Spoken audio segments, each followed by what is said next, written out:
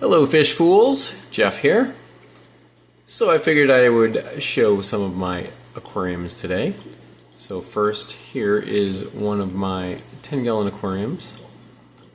Has a colony of guppy antler hybrids and a ton of Java moss, and that is really going to be the theme of this video. So I'm just going to show a bunch of my tanks that have varying degrees of Java moss in them. Several of them really a lot like this. So I've been meaning to show a video showing all of my aquariums entirely, but before I do that, I'm going to do maybe a shorter version, and I'm just going to point out all the Java moss. So this is, like a lot of my tanks have guppies or guppy antler hybrids.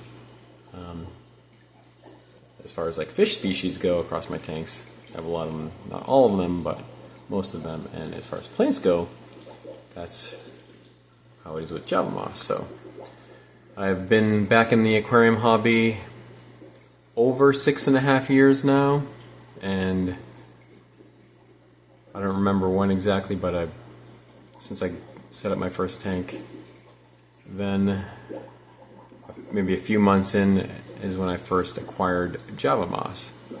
And I remember the first portion I got was really tiny, and then I bought a second portion, and from there that has spread out to all my tanks. So I mean, it has been 6 years worth, but even then it does grow pretty rapidly. I have a few videos on it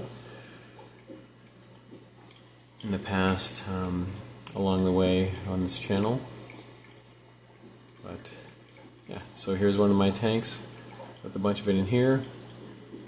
It's good that, you know, a good hiding spot for live bearers like this.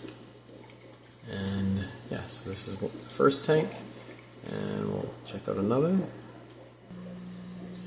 Alright, so here's another 10-gallon. This has my original wild guppy colony, and some of these wild guppies in here have evolved and gotten a little more fancy and a little more colorful and a little more lengthier tails and fins. And there's also a bunch of peppered corridors. Some of those were born in here.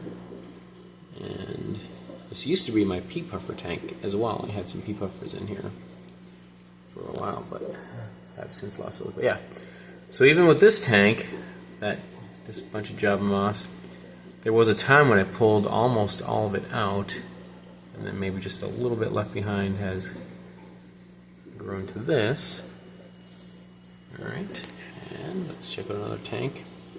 Oh, there's my cat, Muchacho.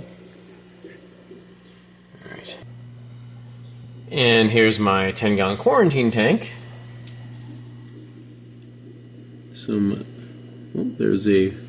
There's one of the pygmy corridors still in here.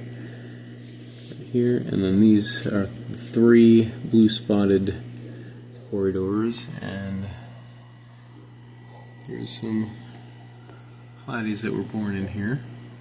Yeah, I really only intended to just put a little, well, I mean, it started with a little bit of Java moss and just to absorb some nitrates, and eventually it just filled up the entire tank. Alright. And here's yet another 10-gallon tank. This was a quarantine tank way back in the day, and this is the same tank that I showed my very first video on this channel. It has changed a lot since then, but these are guppy antler hybrids in here, and some Java moss. The Java moss in here is kind of grown and subsided a little bit, and hasn't quite filled up the tank like others, but the lighting in here may not be as good. I have a submersible light here. I did have 2 submersible lights. One of them failed. It eventually just kind of got waterlogged, and There's like one little blue light left, but yeah, that second one is done. But yeah, right now it's just this light. Alright, let's check out another tank. And here's one of my 40-gallon community tanks, so overrun with Java moss here. I do intend to pull a lot of this out and tidy it up, bring it back to be more of a display tank. Alright, check out another. Here's a 20-gallon long, and I only even just put some Java moss in here because I was pulling it out of the other tanks like that 40-gallon, and I had no place really to put it, so I just put a little bit in here, and now, well, pretty much more than half of the tank is filled up with Java moss. And this tank has rosy roaches. So the males are, well, rosy colored, and the females are the bigger ones that are plain.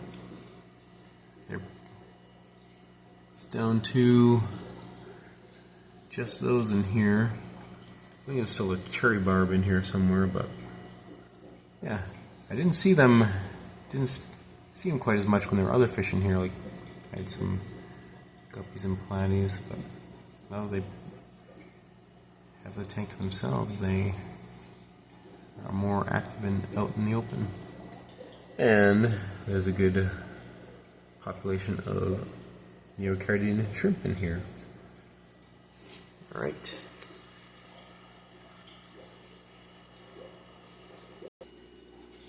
And here is my 20-gallon high, home to the mollies that are wild caught. I collected these from the Las Vegas wash near my neighborhood, and there's one big magnificent male and some of the bigger females, and all the smaller ones were born in here. And there are a couple male mosquito fish in here. Let's see if I can, yeah. Like that one at the top, that's a mosquito fish. They're narrower. Yeah, so before I added the mollies in here, this was serving as just a dumping ground for Java moss, so that's what we have here. And at the time where it's kind of appears dying off in brown, that was what was at the bottom, not getting any light. But it kind of just appears to, it's like not dying off more, like turning to mush. It's just not green in color, but it's kind of maintaining like that. A little bit of green growing off it. Alright. Here's another 20-gallon long. This has guppy on their hybrids. The descendants of a virgin wild guppy female and a virgin guppy on their hybrid female, and a male lime green endler, originally from my 3.5 gallon tank, but put a few in here, and happened to put a female or two in here, and then she had babies, and yeah, well, not much for Java moss here, but this tank was not intended to have any Java moss, but there is some, so somehow a strand or two must have gotten in here, and that has expanded to this, and if I don't intervene over time, I'm sure it'll fill the tank. But I think I will intervene before that happens to prevent that. Alright. And here's my red tank. So, red background, red gravel. The lighting is red. The Mopani wood, kind of reddish. Those are white clouds. And there's some bird cherry shrimp in here. And, well, that is Java moss. It's just so overwhelmed with red. Yeah, when I set this up, I don't know, I wanted to try something different.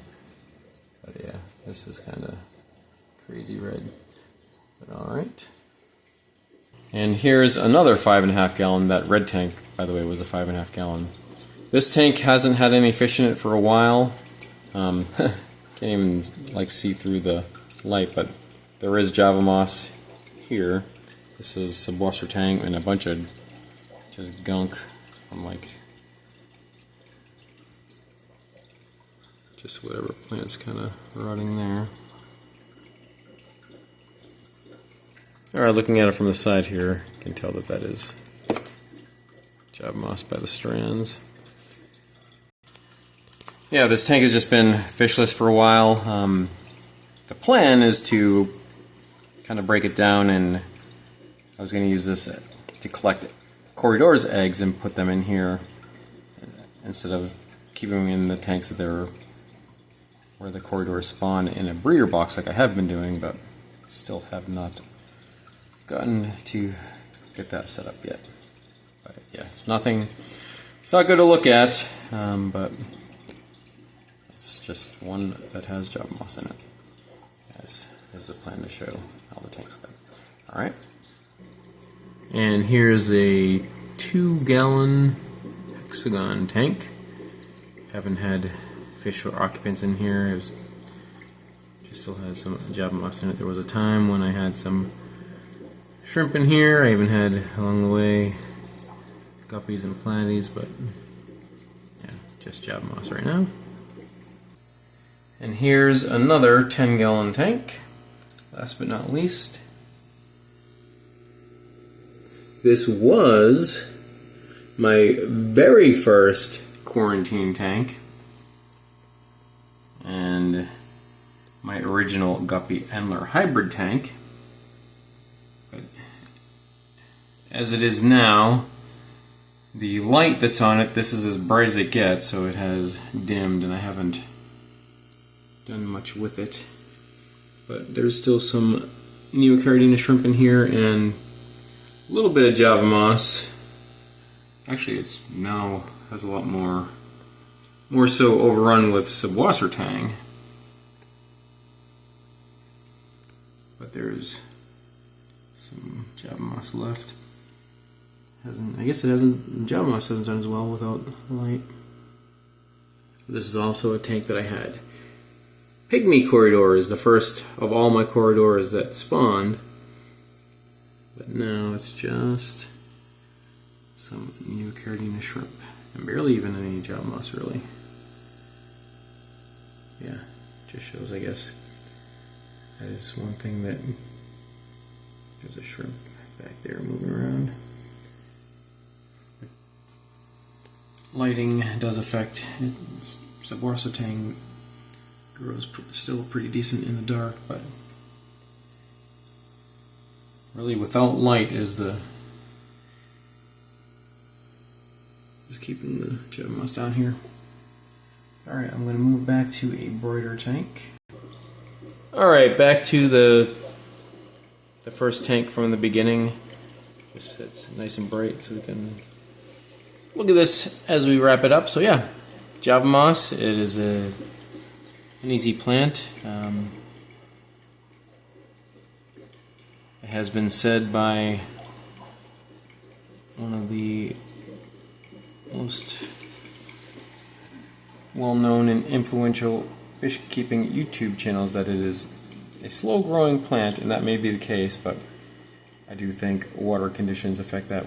For me, my experience anecdotally, it grows really fast in my hard water, but at the same time, it'll be said where this grows slow, it will be said by people that claim that some other plants are easy and grow fast, but like some stem plants I do not have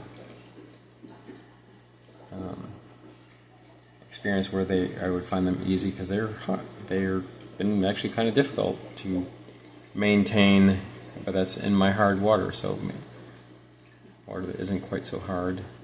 High pH, high alkalinity, high KH, it's GH, KH, whatever. Those might be easier to grow, but yeah.